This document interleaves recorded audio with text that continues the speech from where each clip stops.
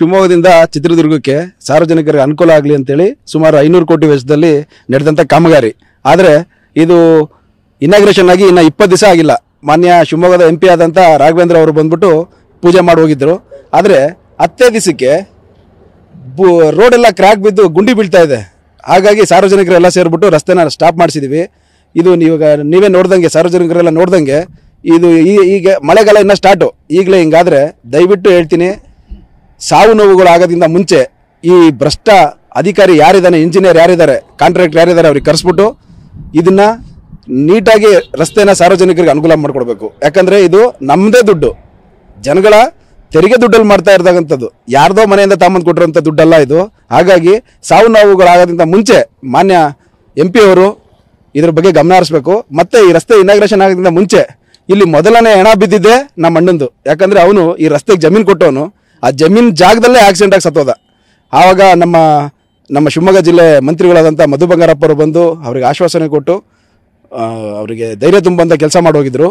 ಆದರೂ ಅಧಿಕಾರಿಗಳು ಮೂಗಿನ ತುದಿಗೆ ಕೋಪ, ಯಾರೇ ಬಂದು ಸಾರ್ವಜನಿಕರು ನೋಡಪ್ಪ ಇಲ್ಲಿ ತಪ್ಪಾಗ್ತಿದೆ ಅಂತ ಕೇಳಿದ್ರೆ ಅವ್ರ ಮೈ ಮೇಲೆ ಗಾಡಿ ಓಡಿಸೋಕೆ ನೋಡ್ತಾರೆ. ಆ ಥರ ನಡೀತಾ ಇದೆ ಇಲ್ಲಿ. ಹಾಗಾಗಿ ದಯವಿಟ್ಟು ಈ ಕಾಮಗಾರಿನ ನಾವು TV9 ಅಲ್ಲಿ ಕೇಳ್ಕೊತೀವಿ. ಈ ಕಾಮಗಾರಿ ಸ್ಟಾಪ್ ಆಗಬೇಕು, ಸಾರ್ವಜನಿಕರಿಗೆ ಅನುಕೂಲ ಆಗಬೇಕು.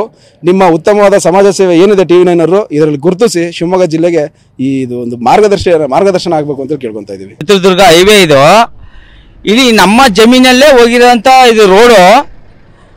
ಇಲ್ಲಿ ಏನಾಗಿದೆ ಅಂದರೆ ಕಳಪೆ ಕಾಮಗಾರಿ ಭಾಳ ಆಗಿದೆ. ಇಲ್ಲಿ ಕೇಂದ್ರ ಸರ್ಕಾರದ ರೋಡ್ ಇದು ನಾವು 3 ಸಲ ರೋಡ್ ರಿಪೇರಿ ಮಾಡ್ಯಾರ ಅವ್ರು ಇಂಜಿನಿಯರ್ಗಳು, ದನ ಕಾಯೋರು ನಮಗೆ ಗೊತ್ತಿಲ್ಲ. ಅವರು ಇದು 3 ಸಲ ಕಾಮಗಾರಿ ಬೇರೆ 40 ಲಕ್ಷ ಇನ್ವೆಸ್ಟ್ ಎಷ್ಟು ಬರೀ ದಡ್ಡ ಮಾಡ್ಯಾರೆ.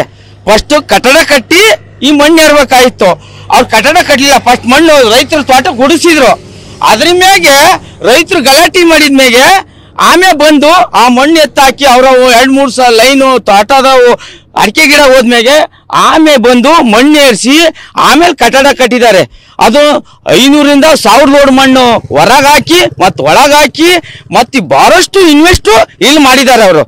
ಅದು ನಾವು ರೈತರುಗಳು, ಅವ್ರ ಜಮೀನಾಗಿರೋಂಥ ನಾವು ರೋಡ್ ಕೊಟ್ಟಿರೋಂಥ ರೈತರುಗಳು. ಇದು ಇಂಜಿನಿಯರ್ಗಳು ಮಾಡೋ ಕೆಲಸಗಳು ಅಲ್ಲ. ಇದು ಕೇಂದ್ರ ಸರ್ಕಾರ, ರಾಜ್ಯ ಸರ್ಕಾರದ ರೋಡ್ ಅಲ್ಲ, ಕೇಂದ್ರ ಸರ್ಕಾರ ರೋಡ್ ಇದು. ಎಂಥ ಇಂಜಿನಿಯರ್ ಬೇಕಾಯ್ತು, ಇಲ್ಲಿ ಏನು ಕಾಂಟ್ರಾಕ್ಟ್ ಮಾಡ್ಬೇಕಾಯ್ತು ಅನ್ನೋದು ಇರ್ತತೆ. ಅದು ಮಾಡಿಲ್ಲ ಅವರು. ಎಲ್ಲ ಡೂಪು ಮಾಡಿದ್ದಾರೆ. ಎಲ್ಲ ರೋಡ್ ಎಲ್ಲ ಡೂಪೇ ಇದು.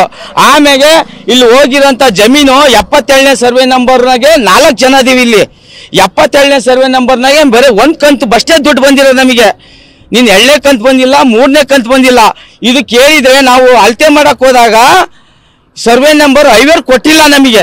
ನಮ್ದು ಎಷ್ಟು ರೋಡ್ ಹೋಗಿತ್ತೆ ಅಂತ ನೀನು ನಮಗೆ ಖಾತ್ರಿ ಮಾಡಿಲ್ಲ ಅವರು. ಅಲ್ಲಿ ನಮಗೆ ಅಣ್ಣ ತಮ್ಮರು ರಿಸ್ಕ್ ಇದೆ. ಅವರು ರೋಡ್ ಎಷ್ಟೈತೆ, ನಿಮ್ದು ಅವ್ರದ್ದು ಎಷ್ಟೈತೆ ಅಂತ ಹೈವೇರು ಇದನ್ನ ನಮಗೆ ಮಾಡಿಕೊಡ್ತಾ ಇಲ್ಲ. ಇದು ನಾವು ಜಮೀನು ಕೊಟ್ಟು ಇವತ್ತು ಕಷ್ಟದಾಗದೀವಿ ನಾವು. ಇದನ್ನ ಈಗ ಇದು ಬಿಡಿ, ಇದು ಗುಂಡಿ ಆಗೋಗಿದೆ. ಇಲ್ಲಿ ರೋಡೇ ಕಳಪೆ. 3/4 ಅಡಿ 6 ಅಡಿ ಅರ್ಧ ಅಡಿ ಭಾಗ ಬಾಯ್ಬಿಟ್ಟಿದೆ, 6 ಅಡಿ ಒಳಗೆ ಕಾಣ್ತಾ ಇದೆ.